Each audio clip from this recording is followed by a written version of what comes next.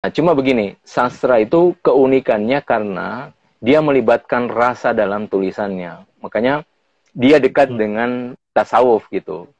Tidak heran kalau banyak para sufi memilih jalan sastra untuk Sastra. mengekspresikan pengalaman sofistiknya, seperti itu. Assalamualaikum warahmatullahi wabarakatuh. Selamat datang di acara Didaktif, diskusi daring interaktif yang diadakan oleh Perpustakaan Supiati.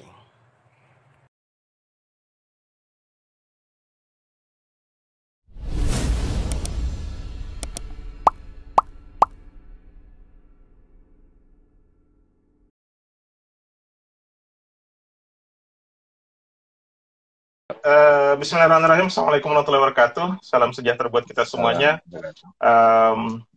Sebuah kesyukuran di malam ini. Baru lagi kali ini ada acara didaktif di malam hari, dan ternyata besok juga ada yang meminta malam berkaitan dengan literasi dan kedewasaan. Dan malam ini saya sangat berterima kasih kepada, saya enggak tahu mau panggil Ustadz Ki atau panggil Kanda Ki atau panggil Kak gitu. Karena kalau di teman-teman Kak saja. Oh, berarti kita pakai paradigma Mandua Makassar ini. Sip. Masalahnya kebiasaan saya kalau di teman-teman yang sering ikut kajian ya pasti sebutnya Ustadz Nur Jabir. Nah, sementara kalau sama Kak dengan Kak Ucet, itu partner saya itu dikatakan Kak Ucet. Dan sekadar info bahwa Kak Nur Jabir ini lain kayaknya kalau panggil Kak juga di panggil Ustaz Ki kamu. Oke. Pada malam ini saya panggil Kak Muhammad Nur Jabir. Mungkin kedekatan saya pada Kak Jabir lebih kepada, mungkin termasuk saya memaksa tanda petik ya Kak Jabir kemarin untuk ikut andil karena sempat nimbrung di acara didaktif saya yang pada saat itu bintang tamu saya adalah Kak Ucet yang merupakan direkturnya Klimaks. Beliau ini direktur Rumi Institute, sudah betul Kak Di? Sudah. Dan sudah lama memang konsentrasi beliau pada dunia tasawuf yang lebih spesifik pada Rumi.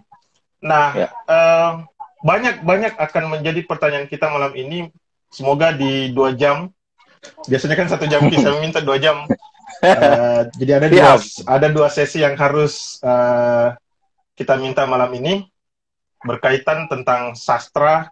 Oh, salam dari kader-kader HMMPO cabang Jayapura Kanda. Sip. Ada yang ulah. Saya sudah sampaikan. Kayaknya banyak fan tadi. Fan itu fans kata karena ini bahasa Indonesia jadi fan, makanya berpotensi menjadi fanatik. Malam ini kita berbicara berkaitan dengan dialektika, sastra, filsafat, dan tasawuf. Ada 3 cabang keilmuan yang akan kita bincang malam ini, dan proses relasinya dan termasuk proses dialektika untuk menautkan di antara 3 istilah cabang keilmuan yang nantinya mungkin akan menjadi pertanyaan tersendiri. Sastra dan filsafat adalah perbincangannya pada aspek keilmuan. Tasawuf, apakah dia memang masuk dalam kajian keilmuan ataukah dia bisa pada ruang yang lain, Ustaz? Itu lama lagi, Ustaz. Ini nuansanya ngobrol. Teman-teman yang mau bertanya silakan. Kita buka langsung pertanyaan saja. Nanti kita bacakan kalau memang perlu dibacakan, dan semakin banyak pertanyaan yang Anda ajukan, maka itu sangat potensial untuk mengarahkan diskursus kita malam ini lebih mendalam. Dialektika, sastra, filsafat, dan tasawuf. Substansi kajiannya kemana nih, Ustaz? Silakan.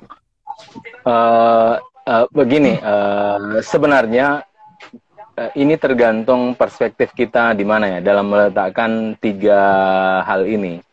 Karena begini, filsafat itu berangkat sejak awal dia berangkat melihat realitas melalui nalar.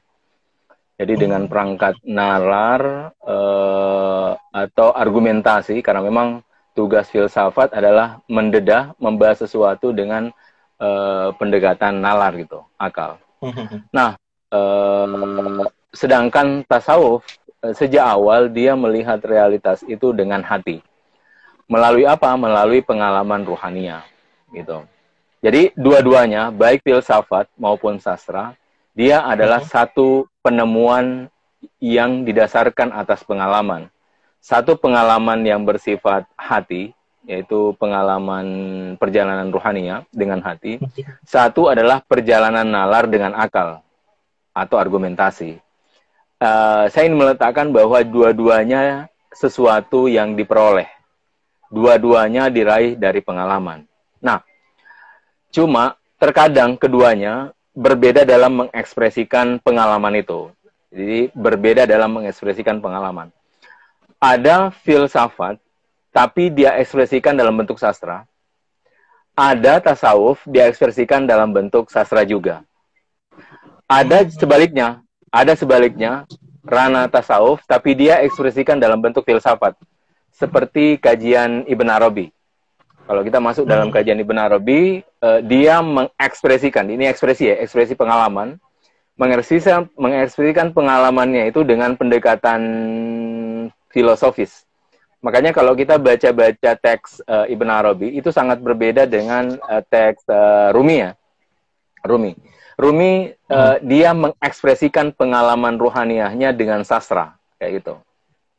Nah, begitu juga di filsafat. Filsafat meskipun dia penemuan nalar, tapi dia ekspresikan dengan sastra. Nah, makanya itu akhirnya menimbulkan satu perdebatan. Misalnya begini, apakah Nietzsche, misalnya, kalau kita masuk Nietzsche ya, apakah Nietzsche seorang filosof atau tidak? Apakah misalnya Karl Marx, itu kan ada bukunya bahkan, apakah Karl Marx itu seorang filosof atau bukan? Nah, kenapa? Karena melihat bahwa mereka ini memberikan gagasan filosofisnya dalam bentuk sastra, begitu. Nah, sehingga ekspresi ini muncul, pertanyaan ini muncul.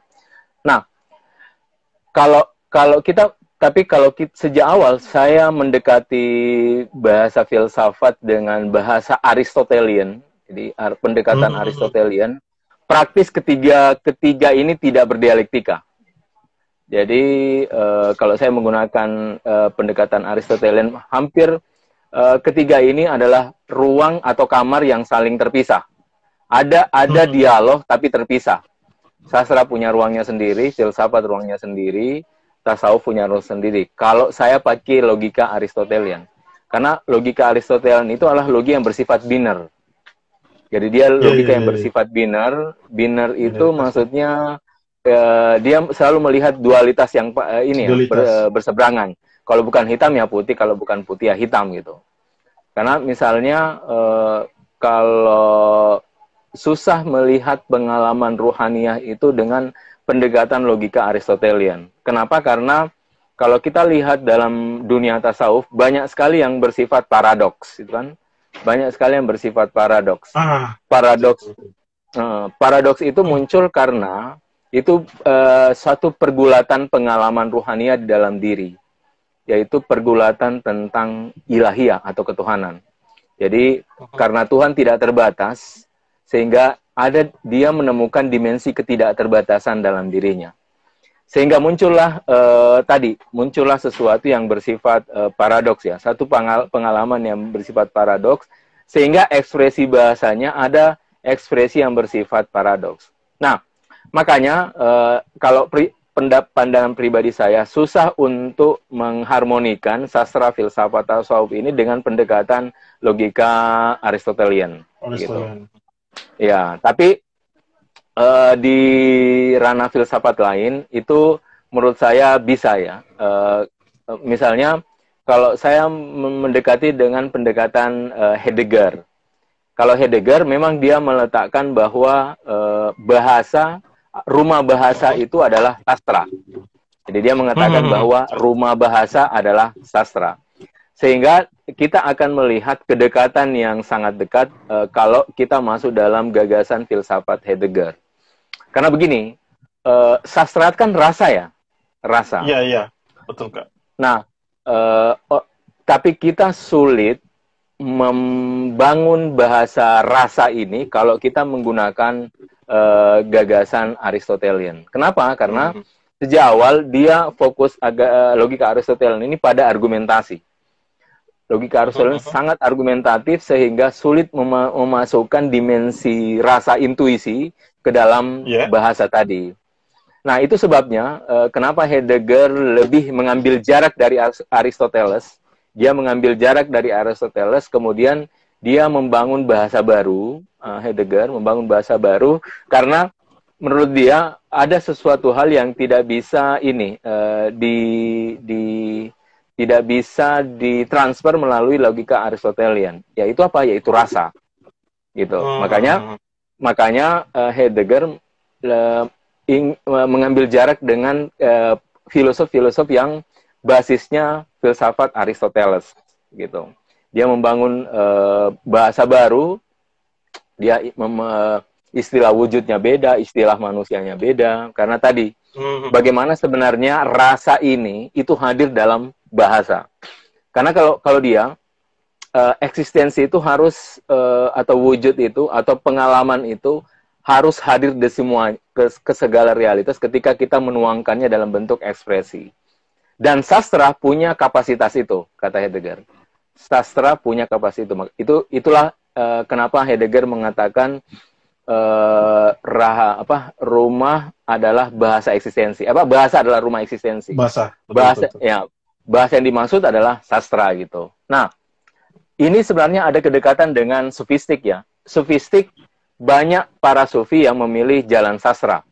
Jadi banyak para sufi yang memilih jalan sastra. Kenapa? Karena tadi sastra punya kapasitas untuk mentransfer pengalaman yang rasa tadi intuisi kepada orang lain. Makanya kenapa para sufi selalu membahasakan tentang cinta, pengalaman tentang cinta, pengalaman tentang derita, pengalaman tentang kesepian, pengalaman tentang keterpisahan. Karena di situ ada satu pengalaman yang orang pernah alami gitu. Nah, karena semua orang pernah mengalami, makanya dia meminjam bahasa-bahasa tadi untuk kemudian dia memberikan satu pengalaman kepada orang lain. Bahasa yang berbeda. Iya. Saya teruskan atau bagaimana? Teruskan, Kak. Teruskan saja. Nah, jadi ini menurut saya relasi antara ini ya dialektika. Makanya kenapa saya lebih memilih bahasa dialektika antara sastra, filsafat, dan tasawuf? Karena dia berdialektika. Dia ada suatu gagasan-gagasan yang saling berdialog antara satu dengan lain. Saya mungkin tidak memilih bahasa holistik, karena bahasa holistik itu bahasa yang susah. Misalnya bahasa holistik itu bahasa yang menurut saya sangat susah untuk menemukan benang merah antara satu dengan yang lain, itu kan? Menemukan benang merah antara satu dengan yang lain. Memang secara teori sangat mudah itu kan, melihat keterhubungan antara satu dengan yang lain, tapi secara kenyataan, secara fakta itu sulit menemukan realitas holistiknya gitu. Saya bukannya tidak setuju terhadap gagasan holistik ini antara keterhubungan antara satu dan yang lain. Problemnya adalah bukan dalam tataran teori. Problemnya adalah ketika kita masuk dalam ranah ruang secara pragmatis atau secara faktual, kita sulit menemukan keterhubungan itu. Jadi kenyataan itu menurut saya itu lebih, kalau saya lebih menggunakan perangkat fenomenologi. Fenomenologi itu apa yang kita rasakan, apa yang hadir di dalam diri kita, itu fenomenologi. Dan fenomenologi itu adalah kemudian bisa membangun dialog dari berbagai macam disiplin pengetahuan. Sastra, disiplin pengetahuan, filsafat juga disiplin pengetahuan, dan kemudian tasawuf juga disiplin pengetahuan. Nah, itu bisa didialogkan gitu. Tapi sulit kalau memakai perangkat holistik. Jadi makanya kenapa saya memilih bahasa dialektika, karena ada ruang dialog. Jadi dia saling berdialog ketiga disiplin pengetahuan tadi. Makanya kalau ditanya apakah tasawuf disiplin pengetahuan, memang sejak awal tasawuf itu bukan disiplin pengetahuan. Dia adalah murni diraih dari pengalaman mistik, atau disebut dengan mystical experience. Jadi pengalaman mistik. Jadi secara originalitas, tasawuf itu adalah pengalaman mistik, ya, mystical experience. Jadi pengalaman mistik, lalu kemudian para sufi mencoba untuk mentransfer pengalaman mistik ini dalam bahasa. Nah, para sufi berbeda-beda membahasakan pengalamannya. Kadang mereka membahasakannya dengan bahasa filosofis seperti Ibn Arabi. Kadang mereka membahasakannya seperti Rumi, bahasa sastra, atau Sa'di atau Hafiz. Ada banyak sastra. Bahkan Ibn Arabi juga terkadang memilih bahasa sastra seperti Tarjumanul Ashwaq, kitabnya. Terkadang filsafat sastra dan sufisme saat ini ramai di sosmed buat pencitraan. Biasanya anak-anak SMA dalam menggait pasangan menggunakan hal itu. Gimana tanggapan Pak Ustadz? Nah, gitu. Bukan saya pakai Kak ya, karena ini sesuai bacaan. Terkadang filsafat sastra dan sufisme saat ini ramai di sosmed buat pencitraan. Biasanya anak-anak SMA dalam menggait pasangan. Nah, ini katanya menggait pasangan, menggunakan hal itu. Gimana tanggapan Pak Ustadz? Kemudian Daeng Ullah. Bagaimana pendapat Kakanda menanggapi virus ekstremisme, radikalisme, dan intoleransi melalui pandangan filsafat? Ini agak keluar sedikit memang, tapi mungkin bisa direlasikan dengan kajian kita malam ini. Silakan, Kak. Nah, yang pertama, itu salah satu kekuatan sofistik ya. Jadi, sofistik, orang bisa mencurinya, mencuri bahasa para sufi untuk kepentingan dirinya masing-masing. Gitu. Ya, dan itu sudah diprediksi oleh Rumi. Jadi kata Rumi, saya ingat bait syairnya kira-kira begini, persisnya saya tidak hafal, tapi kira-kira Rumi bilang begini. Para pencuri mereka mencuri bahasa Darwish. Jadi mereka mencuri bahasa Darwish agar mereka terlihat seperti Darwish. Gitu. Darwish itu sufi ya.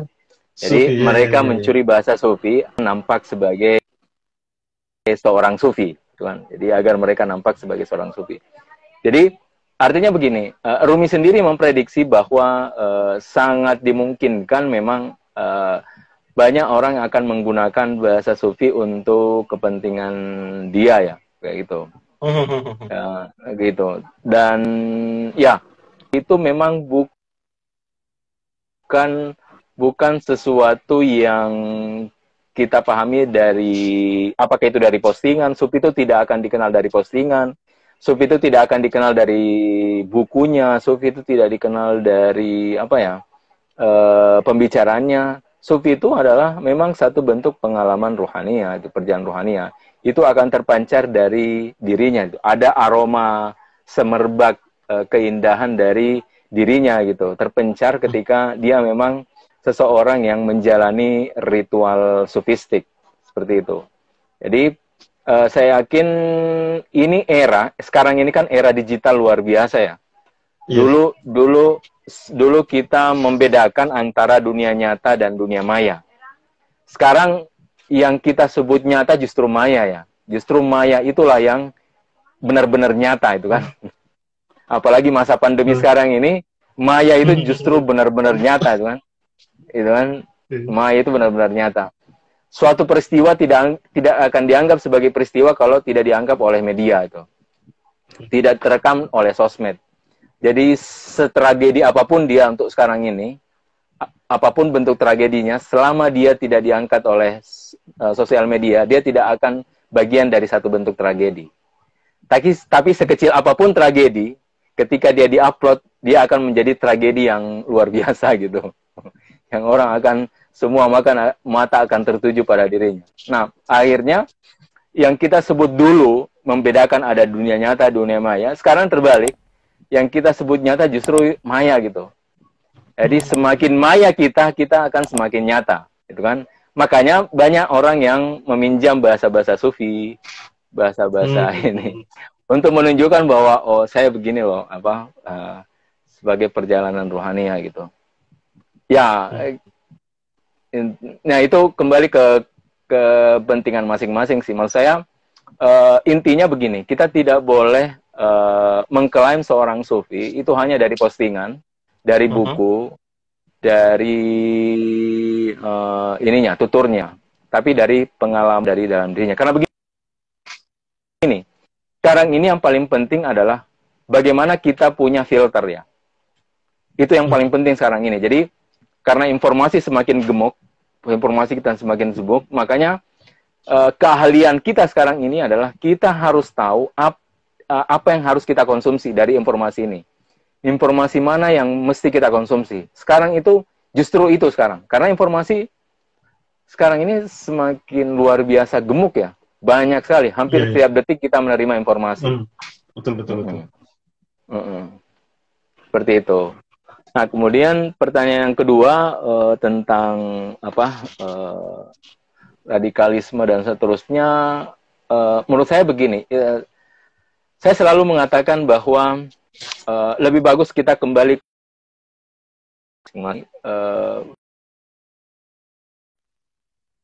kita tidak akan melakukan itu gitu kan. Agama ini kan liutammima makarimal akhlak dalam Al-Quran. Jadi innama bu'istu, kemudian Rasulullah itu diutus liutammima makarimal akhlak, untuk kemudian menyempurnakan akhlak itu. Artinya menyempurnakan artinya secara nurani fitrawi, kita sebenarnya sudah punya yang disebut dengan nurani, yang disebut dengan nilai-nilai fitrawi itu sudah ada. Cukup dengan itu sebenarnya kita tidak akan melakukan ekstrim itu. Tidak perlu harus orang tahu filsafat, tidak perlu harus orang tahu sastra, tidak perlu harus orang tahu tasawuf untuk menjadi radikal gitu. Kayak gitu. Kalau kita mengikuti nilai-nilai fitrawi dan nurani, menurut saya ini cukup untuk bagaimana orang kemudian tidak menjadi radikal gitu. Itu cukup kemanusiaan kok seperti itu. Kan? Nah, kadang karena dia siap menembus atau melawan dimensi fitrah dan nuraninya karena seolah-olah itu perintah agama. Tapi menurut keyakinan saya, tidak ada perintah agama yang melawan nurani dan fitrah, kan? Tidak ada perintah agama yang melawan nurani dan fitrah manusia. Justru fitratullahi dalam Al-Quran, fitratullahi fataran nasa 'alaiha. Dengan fitrah Allah manusia diciptakan, yang kemudian menjadi istilah fitrah gitu.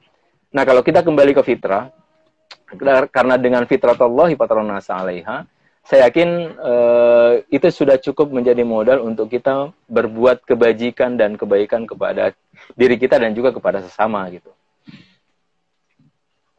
Iya, seperti itu. Jadi tidak perlu sih.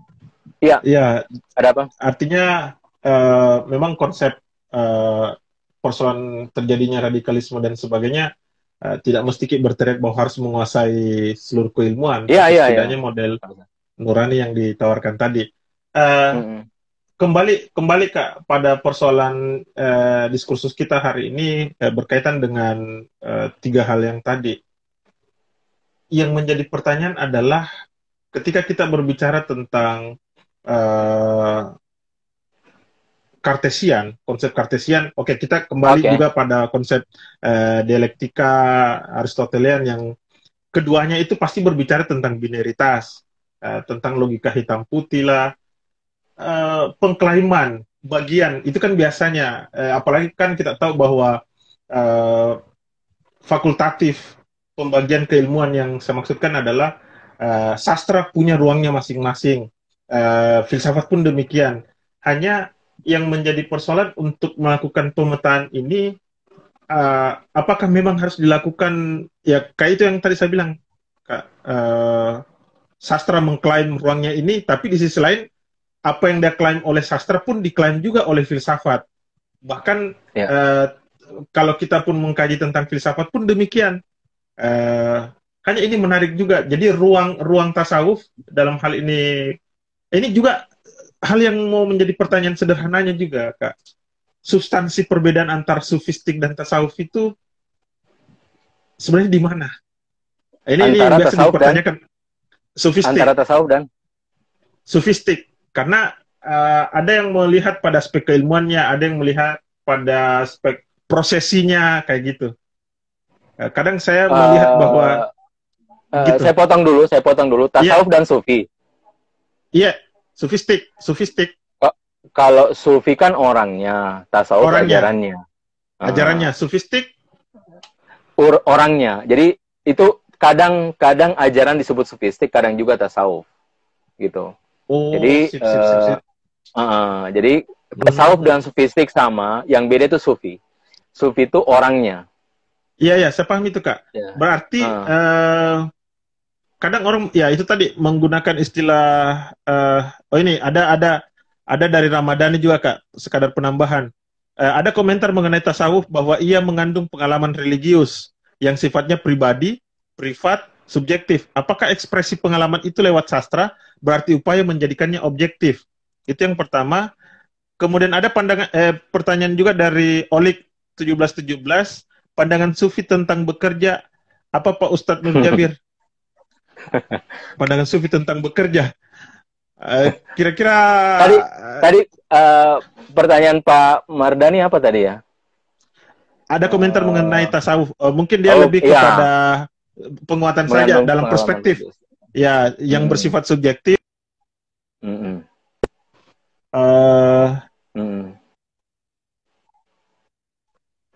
Apakah ekspresi pengalaman itu lewat sastra berarti upaya menjadikannya objektif? Oke. Gitu. Nah, begini. Terima kasih Mas Ramadhani, kawan kita. Ya, beliau penulis filsafat. Oh. Penulis filsafat, juga ustadz di Kalimantan, setahu saya. Kita lah udah lama kenal di Twitter. Nah, ini seperti pembahasan kita di awal, Sufi secara orisinalitas adalah pengalaman yang bersifat personal. Itu harus diakui. Kenapa? Karena begini, kan Sufi itu adalah dia ingin menembus alam batin, dan kemudian dia ingin mengungkapkan fenomena-fenomena yang ada di alam batin. Caranya bagaimana? Caranya adalah dengan melakukan tazkiyah dan riyadhah, kan? Mensuci, hati disucikan, kemudian hati ini akan menampakkan batin yang ada di luar gitu. Sehingga yang menjadi cermin adalah hati. Jadi hati ini menjadi cermin untuk melihat sesuatu yang ada di alam batin. Nah, artinya memang harus diakui dia personal. Oke. Artinya harus diakui dia personal, dan karena personal memang bersifat subjektif. Apa subjektif? Dalam pengertian itu adalah pengalaman personal dia atas segala sesuatu. Nah, tentu bagi orang lain subjektif, tapi bagi dirinya adalah sesuatu itu pengalaman yang real ya, seperti itu. Nah, cuma nanti pertanyaannya apakah itu benar-benar objektif yang didapatkan, itu nanti kita bahas. Cuma begini, ketika dia mendapatkan pengalaman itu, tentu dia ingin membagi kepada orang lain. Dia ingin share kepada orang lain. Nah, ketika ingin share kepada orang lain, tentu menggunakan bahasa dong. Tidak mungkin tanpa bahasa. Betul. Kenapa? Karena pengalaman itu tidak mungkin ditransfer kepada orang lain. Jadi pengalaman itu, apalagi pengalaman batin, tidak mungkin saya transfer kepada orang lain. Misalnya saya semalam bermimpi bertemu dengan seseorang gitu. Kan tidak mungkin pengalaman mimpi saya transfer kepada orang lain. Saya hanya bisa mentransfer tentu lewat bahasa. Oke? Nah, itu yang dimaksud bahwa memang personal, memang subjektif. Bahwa mimpi yang saya lihat semalam, memang itu adalah bersifat personal, tentu subjektif, karena itu hanya terkait dengan diri saya. Nah, ketika saya ingin membahasakan, nah di situ perlu bahasa. Nah, bahasa ini adalah upaya bagaimana orang menerima pengalaman dia ini, si Sufi ini, sebagai pengalaman objektif, gitu. Jadi dia ingin membuktikan bahwa apa yang saya saksikan di alam batin adalah pengalaman yang bersifat objektif. Makanya para Sufi membangun dalil juga. Dalil. Nah, ada lewat sastra, ada lewat seperti Rumi, ada lewat seperti filsafat Ibn Arabi. Itu sebenarnya usaha untuk memberikan pemahaman kepada orang lain bahwa apa yang dia peroleh adalah sesuatu yang nyata. Nah, biasanya mereka menukil ayat dan hadis untuk menegaskan bahwa pengalaman itu real, gitu. Jadi mereka akan menukil ayat dan hadis untuk menegaskan bahwa pengalaman itu adalah sesuatu yang bersifat real, gitu. Nah, kemudian kenapa para Sufi lebih banyak memilih sastra? Karena pengalaman itu kan diraih dari batin ya. Nah, sastra punya potensi untuk dia memiliki makna-makna batin gitu kan. Jadi sastra itu sangat punya potensi untuk mengandung makna batin. Jadi mengandung makna batin. Karena bahasa kan bertingkat-tingkat. Ada bahasa keseharian, kan?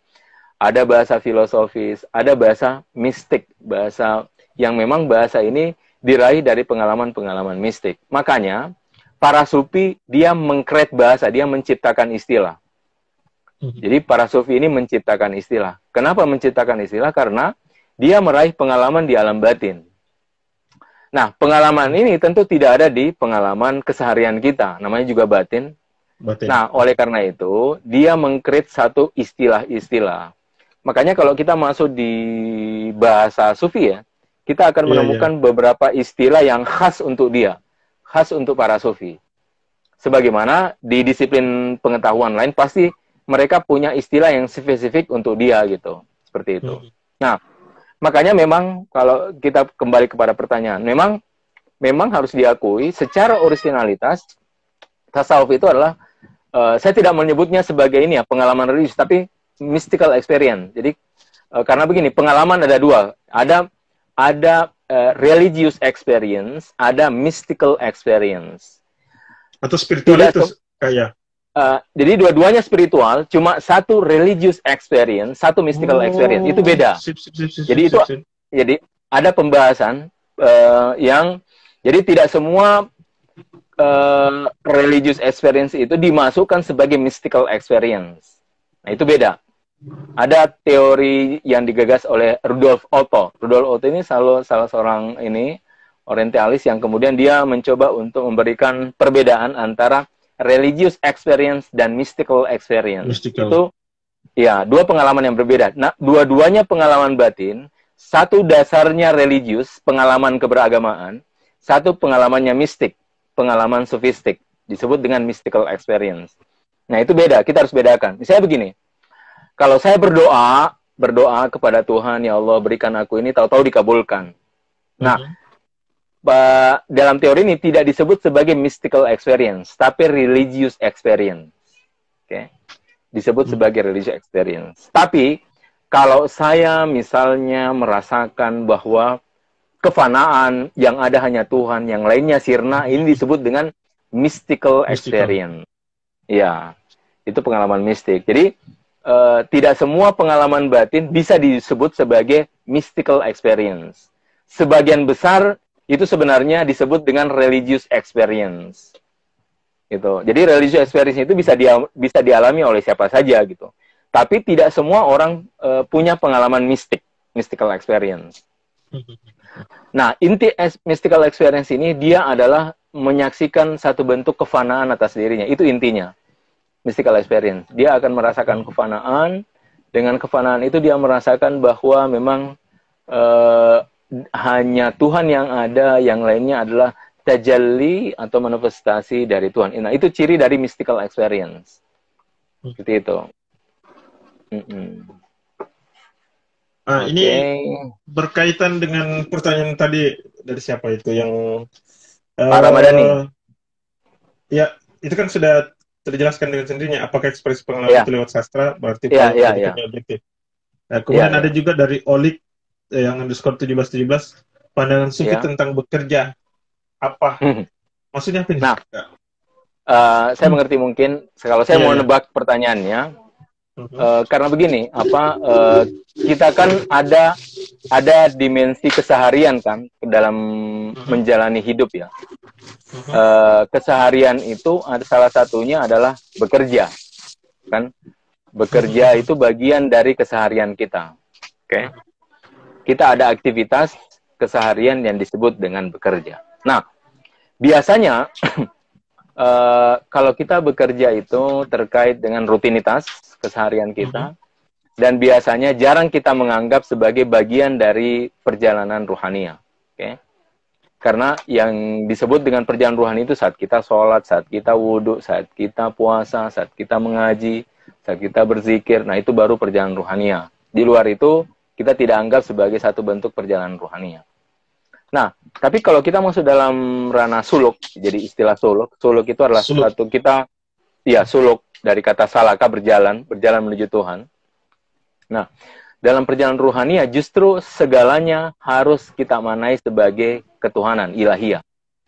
Bahkan bekerja pun kita harus manai sebagai perjalanan ilahiyah. Jangankan bekerja ya, bahkan kita rekreasi, bertamasya, jalan-jalan, itu harus kita manai sebagai ilahiyah. Kan? Iya. Kenapa? Karena itu kebutuhan kita loh sebagai manusia. Karena begini, tidak mudah menjalani hidup kan. Kita dalam hidup ini pasti ada stres, pasti ada depresi, pasti ada kegalauan gitu. Nah, salah satunya kan itu dengan refreshing ya. Makanya kalau kita memaknai refreshing, jalan-jalan bertamasya ini sebagai untuk menghilangkan sejenak penat, pelit, kehidupan ini, nah itu bisa bermakna sebagai ibadah. Gitu. Jadi, makanya ada hadis yang menarik yang saya sering kutip, al-mu'min kayyiz. Orang mukmin itu orang cerdas gitu. Maksudnya, dia bisa memaknai segalanya itu sebagai satu bentuk pendekatan kepada Tuhan. Gitu kan? Gitu. Dia bisa memaknai segalanya sebagai perjalanan rohania. Jadi jangankan bekerja ya. Jangankan bekerja. Kita jalan-jalan bertamasya itu bisa dimaknai sebagai bagian dari perjalanan rohania kita gitu. Terus mengingat sepertinya. Sip. Ada pertanyaan dari Mutoh Rahmat. Esensi dari sufi adalah pemaknaan hidup.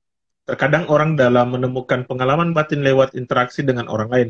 Apakah benar hal tersebut juga termasuk pengalaman sufisme? Memanai hidup itu belum tentu bisa bagian dari pengalaman mistik ya. Boleh jadi dia bagian dari pengalaman psikologi atau pengalaman filosofis atau juga bisa pengalaman sufistik. Jadi terkandung objeknya apa gitu. Terkandung dia objeknya apa. Maksudnya begini. Misalnya tadi pertanyaannya saya bertemu dengan kawan, dari kawan itu kemudian berdiskusi, dari berdiskusi kemudian menemukan makna hidup, itu belum tentu bisa dimaknai sebagai pengalaman mistik. Karena tadi, kalau pengalaman mistik itu jelas. Pengalaman mistik itu objeknya adalah realitas yang selain transenden, dia adalah tak terbatas. Begitu. Dialah tak terbatas. Nah, jadi itu tadi, saya kok lupa pertanyaannya. Yang berkaitan ya itu tadi pengalaman ya, mana hidup itu ya, mana hidup itu tidak mesti harus didasarkan kepada pengalaman mistik gitu. Jadi karena makna hidup itu adalah bagaimana saya menemukan makna atas hidup yang saya jalani. Karena setiap orang beda-beda, kan beda-beda. Apa perbedaannya? Misalnya begini, fashion saya berbeda. Keinginan saya berbeda, kecenderungan saya berbeda, pendidikan saya berbeda dengan orang lain, dasar lingkungan saya berbeda, saya juga lahir dari rahim yang berbeda, kecenderungan saya berbeda. Nah, artinya ketika saya menemukan keunikan diri saya kepada orang lain, saya harus memaknai keunikan itu. Dan saya harus memaknai keunikan itu. Nah, kalau saya bisa memaknai keunikan itu, saya bisa menemukan makna hidup saya. Saya bisa menemukan makna hidup saya. Nah, karena keunikan ini boleh jadi berubah, boleh jadi masa depan itu saya beda lagi memaknai hidup saya gitu. Itu tidak apa-apa. Itu biasa terjadi dalam menjalani hidup. Karena kita yang menjalani, oleh karena itu kita juga yang memaknai. Makanya saya selalu mengatakan setiap orang mesti bisa menemukan makna hidupnya. Gitu. Cuma tidak bisa kita maknai bahwa setiap makna hidup itu pasti pengalaman mistik. Tidak seperti itu. Iya. Ini ada pertanyaan lagi, Kak. Ini saya baca dulu komentarnya Pak Ramadhani 1897. Pertanyaan Pak Mutoh Rahmat, bagus. Kadang terasa ada pengalaman istimewa ketika berinteraksi dengan orang lain. Seperti diskusi malam ini, ada rasa gembira ketika belajar dari Pak Nur Jabir. Oh, ada. Jadi kita dipanggil Pak juga, Kak. Ada dari Andi Hari. Ustadz, saya kalau boleh tanya, gimana cara mengetahui atau membedakan mysticism, experience yang objektif atau real? Berarti dia butuh semacam pengalaman mistik itu tadi yang kita maksud berdasarkan pengalaman objektifnya. Kemudian ada atau itu saja dulu Kak kita ya jawab. saya dulu biar saya ingat apa. Nah, saya harus mengulang bahwa tidak semua pengalaman itu bisa tidak semua pengalaman batin itu bisa dimaknai sebagai mystical experience atau pengalaman mistik. Nah, karena terkadang pengalaman itu adalah religious experience, jadi pengalaman religi. Nah, saat pengalaman religi ini masing-masing agama itu mempengaruhi cara dia memaknai, kan? Itu masing-masing memaknai sesuai dengan agamanya masing-masing. Tapi pengalaman mistik ini adalah satu bentuk pengalaman di mana dia merasakan kehadiran Tuhan yang absolut, yang tak terbatas di dalam dirinya. Nah, pada saat itu dia akan merasakan semuanya fana, semuanya sirna kecuali ilahi. Gitu kan? Nah, itu pengalaman kefanaan itu susah ditransfer. Para sufi hanya mengatakan ini fana, kan? Nah, bagaimana fana? Ya tidak ada jalan lain kecuali kita menceburkan diri kita ke dalam lautan gitu. Kalau mau tahu apa itu fana, karena fana itu bukan lagi soal pengetahuan, tapi sejauh mana kita bisa menceburkan diri kita ke dalam lautan. Di sana kita akan tahu, oh ternyata dia kedalamannya begini, itu kan semuanya lautan, semuanya air, seperti itu. Itu kalau mau tahu tidak ada jalan lain kecuali menceburkan diri dalam lautan. Nah, cuma kalau bertanya tentang objektif, nah ini persoalan. Karena begini, kadang tidak semua pengalaman itu memang kata para sufi sendiri ya. Jadi kata para sufi, tidak semua pengalaman itu punya basis objektif, gitu. Kadang itu hasil dari imajinasi kita sendiri, gitu kan? Makanya di situ kita butuh seorang mursyid, seorang guru yang handal, yang ahli untuk memberikan kategori-kategori apakah pengalaman saya itu objektif atau tidak. Nah, hanya itu yang bisa hanya sufi yang bisa tahu apakah pengalaman itu objektif atau tidak. Makanya ada teori dalam sufi, dalam tasawuf, la ya'riful arif illal arif. Tidak ada yang tahu sufi kecuali sufi.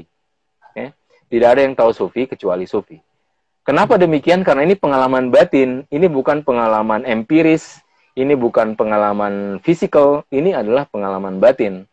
Nah, pengalaman batin itu hanya bisa diketahui dengan pengalaman batin tentunya. Itu tidak mungkin diketahui dengan pengalaman-pengalaman yang empiris ya, yang fisikal seperti itu. Nah, makanya sulit untuk dari teori kita kemudian mengetahui oh ini objektif atau tidak, atau itu sulit, sangat sulit. Kalau saya sih jalan pintasnya adalah cari seorang sufi dan di situ dia akan tahu oh ini pengalamannya objektif dan seterusnya. Misalnya begini, kalau kita ke seorang sufi ya, kalau seorang mursyid, ketika kita bersama dia, dia akan tanya, apa mimpimu? Nah, mimpi begini, dia akan jelaskan, oh begini, begini, begini. Itu bahkan dia tahu mimpi-mimpi kita seperti apa gitu. Nah, hanya dia tahu kode-kode gitu. Makanya kan salah satu pembahasan penting dalam tasawuf itu adalah tentang alam mimpi. Nabi pertama kali mendapatkan wahyu kan lewat mimpi, kan? Lewat mimpi. Rasulullah mendapatkan pertama kali wahyu itu kan lewat mimpi. Bahkan salah satu tanda kenabian adalah mimpi, ar-ru'yah, ru'yah as-shadiqah dalam teorinya. Mimpi yang benar, ru'yah as-shadiqah. Seperti itu. Jadi kalau bertanya objektif memang sulit ya kalau kita menjelaskan di mana letak objektivitas pengalaman gitu. Berarti butuh ya, apalagi mursyid. Iya. Butuh mursyid ya. Kalau saya jalan pintasnya ke mursyid. Tapi bagaimana mengetahui kemursyidaan seseorang, Kak? Artinya bahwa orang ini sufi, ini bisa kuajak diskusi misalnya berdasarkan mystical experience itu gitu. Memang itu problem karena ya kita tidak, karena itu batin ya. Dan itu yang selalu saya ungkapkan. Ini yang perbedaan sufi dahulu dan sufi sekarang. Sufi dahulu mursyid yang cari murid, itu sufi dahulu. Oh gitu. Nah, sekarang terbalik ya. Sekarang terbalik, murid yang cari mursyid. Makanya sekarang banyak yang ngaku-ngaku mursyid. Kenapa banyak? Kebetulan murid yang cari, gitu kan? Murid yang mencari. Gitu. Kalau dulu tidak. Dulu mursyid yang cari murid. Cari murid. Ya, Syams Tabrizi yang cari Rumi. Dulu itu Syams Tabrizi yang cari Rumi. Dan memang begitu secara originalitas Sufi memang seperti itu. Mursyidlah yang cari murid, bukan murid yang cari mursyid. Karena ini pengalaman batin loh. Kan? Kalau dia jatuh ke tangan yang tidak punya kapasitas, memang bahaya. Ya, seperti itu. Sip. Saya teringat saja buku Lailanya Chandra Malik. Ini versi Chandra Malik dalam menulis Laila yang terbitan Bentang Pustaka itu. Murid yang mencari guru. Jadi dia mendatangi setiap tempat berdasarkan eksperimen. Mutara Ahmad lagi. Fenomena hijrah saat ini adalah pembahasan mengenai sepertiga malam. Saya teringat diksi-diksi sepertiga malam, bahasa pengganti dari diksi tahajud. Maksud dan tujuannya adalah pencarian jodoh. Apa bisa didapatkan keduanya? Jodoh plus pengalaman batin. Kalau sebelum ke sana, Kak, saya mau juga ini dari siapa namanya ini? Bulban Debal. Wah, nama akunnya juga menarik ini. Ustadz, bagaimana memahami hubungan suami istri atau ijma dalam perjalanan menuju Tuhan? Bagaimana sufisme memahami hubungan seksual? Ini saya pikir diskursusnya semakin menarik ini. Dari Bulban Debal. Sip, kemudian itu tadi dari Mutar Ahmad, fenomena hijrah. Yang mana kita mau duluan kan? Saya kalau minta dibacakan, saya bacakan ulang. Nah, yang pertama mungkin, memang ada ini ritual-ritual ya dalam relasi hubungan pasangan itu suami istri. Dan memang itu kalau dalam tasawuf itu semuanya ada hitungannya. Misalnya begini, misalnya ada posisi bagaimana bulan, bintang itu dia sedang posisi apa terhadap bulan pada malam hari. Nah, itu akan mempengaruhi anak yang dikandung nantinya, seperti itu. Itu akan mempengaruhi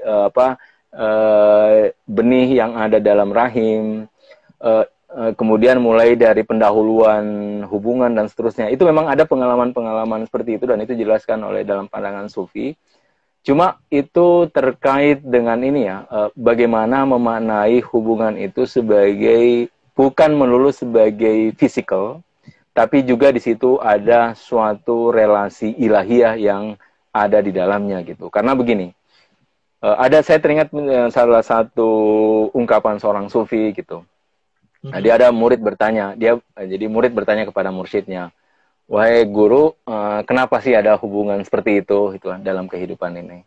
Nah, kata mursyidnya begini, itu cara Tuhan mengajarkan kepada kita bahwa itu bagian terkecil dari nikmat surgawi, kata dia. Wih, siap.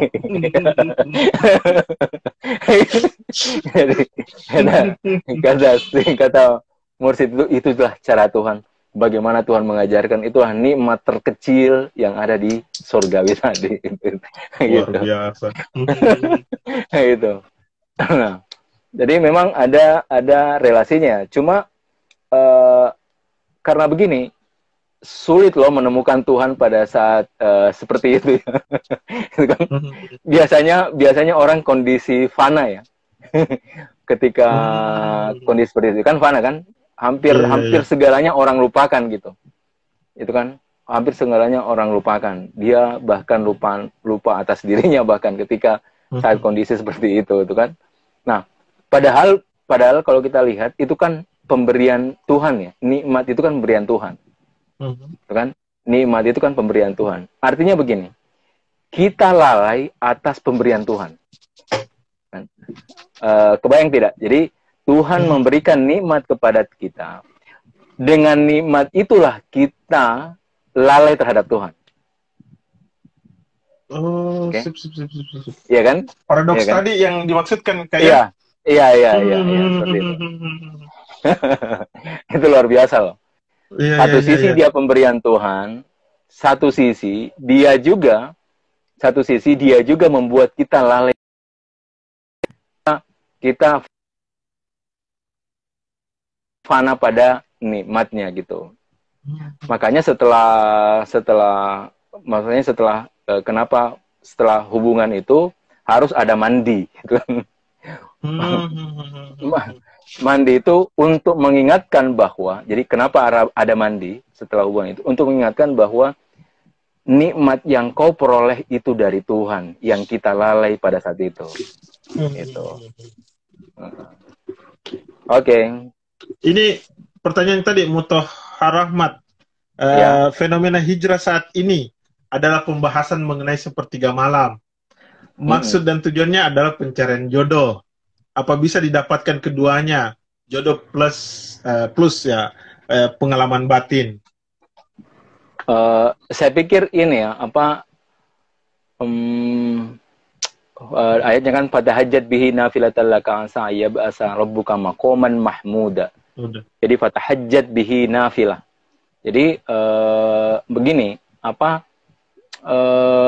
tahajud itu nafilah untuk sampai kepada maqaman mahmud.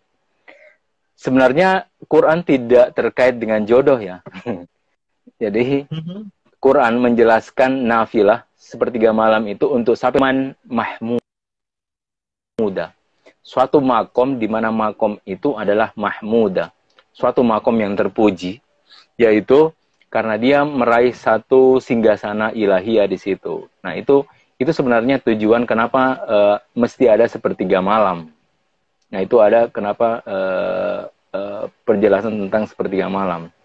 Nah, kalaupun toh ada jodoh, kalau jodoh sih tidak mesti sepertiga malam ya. Kalau jodoh kapan saja gitu. Tinggal melamar sih kalau saya itu jodoh. Asik. Gitu. Kan usaha kan, jodoh itu selain doa ya harus ada usaha dong. Ya tinggal melamar. Jodoh tinggal keberanian. Oke. Ada dari Aswadi Ramli 29. Ustaz, kalau sastra bisa lewat jalan empirisme objektif, sedangkan sufi lewat pengalaman batin, apakah keduanya berjalan secara beriringan? Oh, ini tadi penjelasan berkaitan dengan dua ruang yang kita sebutlah berbeda, tapi kemudian proses pertautannya itu bisa enggak kira-kira dilakukan gitu? Nah, kalau saya melihat sastra itu lebih kepada dimensi ekspresi atas satu bentuk pengalaman yang kita peroleh, kan? Pengalaman, apapun bentuk pengalaman ya, baik itu pengalaman empiris, baik itu pengalaman batin, pengalaman filosofis, apapun bentuk pengalaman itu, sastra itu salah satu bentuk ekspresi. Satu itu bentuk ekspresi. Makanya saya tak lebih melihat sastra itu sebagai bagaimana dia mengekspresikan pengalaman dia terhadap sesuatu. Misalnya kalau saya baca novel Tolstoy, Dostoyevsky, itu kan, Dostoyevsky, novel-novel eksistensialis, disebut dengan filsafat romantisme. Jadi filsafat eksistensialis yang romantisme ini adalah filsafat, bahasa-bahasa filsafat yang kemudian dituangkan dalam bentuk sastra. Seperti buku-buku Kafka, kan? Kafka itu adalah bahasa-bahasa filsafat tapi dengan bahasa sastra. Makanya orang bingung, kok filsafat tapi sastra? Ya bisa saja karena itu memang genrenya beda, genre filsafatnya beda. Itu disebut dengan filsafat romantisme. Filsafat romantisme itu di abad 19, 18, 19.